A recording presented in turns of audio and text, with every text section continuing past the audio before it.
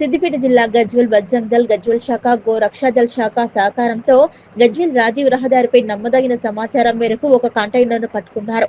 కంటైనర్లో అక్రమంగా గోవులను తరలిస్తున్నారని చూసి గజ్వేల్ పోలీస్ స్టేషన్ కు అప్పగించారు. వారు దగ్గరలో గల ఆర్ఆర్ కాలనీలోని లక్ష్మాపూర్ గోశాలకు స్థానిక వెటర్నరీ వైద్యుల సహాయంతో కంటైనర్లో గల 98 గోవులను తరలించారు. బజరంగ్ దళ్ ఒకటే విజ్ఞప్తి చేస్తోంది, పోలీసులకు, ప్రభుత్వానికి రోజు కొన్ని వేల గోవులు అక్రమ రవాణా జరుగుతుందని, అడుగడుగునా తక్షణమే చెక్ పోస్టులు ఏర్పాటు చేసి ఈ అక్రమ గో రవాణాను అరికట్టాలని బజరంగ్ దళ్ డిమాండ్ చేస్తుందన్నారు.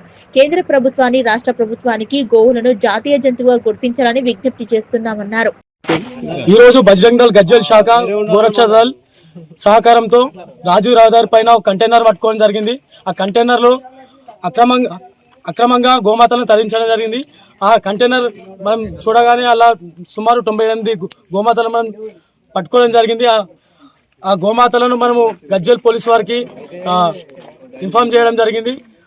వారు వైద్యుల సహకారంతో మనము ఇక్కడ దగ్గరలోని లక్ష్మాపూర్ గోశాలకు తరలించడం జరిగింది. ఆ గోమాతలను మనం చూస్తే సుమారు 8 గోమాతలు చనిపోవడం జరిగింది.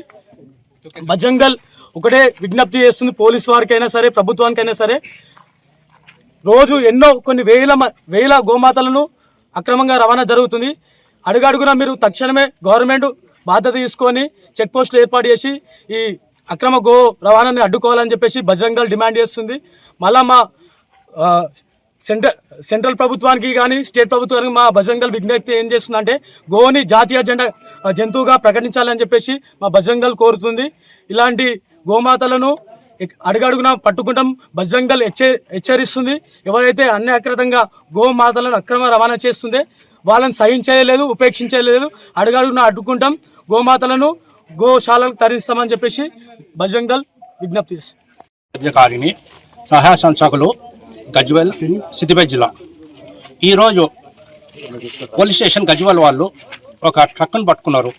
ట్రక్కును పట్టుకొని దాంట్లో పశువులు ఉన్నాయి అనేసి నాకు సూచన అందిస్తే నేను వెంటనే వచ్చేసాను. వచ్చి ఈ గోశాలకి తెచ్చి ఇక్కడ లక్ష్మాపూర్ ఆర్ఆర్ కాలనీలో గోశాల ఉంది.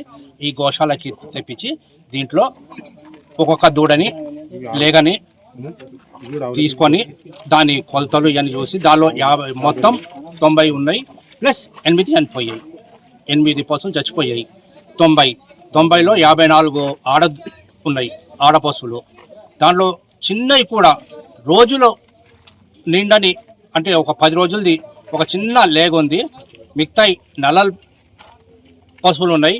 దాని తర్వాత కొన్ని సంవత్సరాలు కింద లోపల ఉన్నాయి. కాకపోతే అన్నీ 2 సంవత్సరాల లోపలియే, 2 సంవత్సరాలు బయటకి కావు. మగ దూడలు, ఆడ దూడలు అన్నీ 2 సంవత్సరాల లోపలే.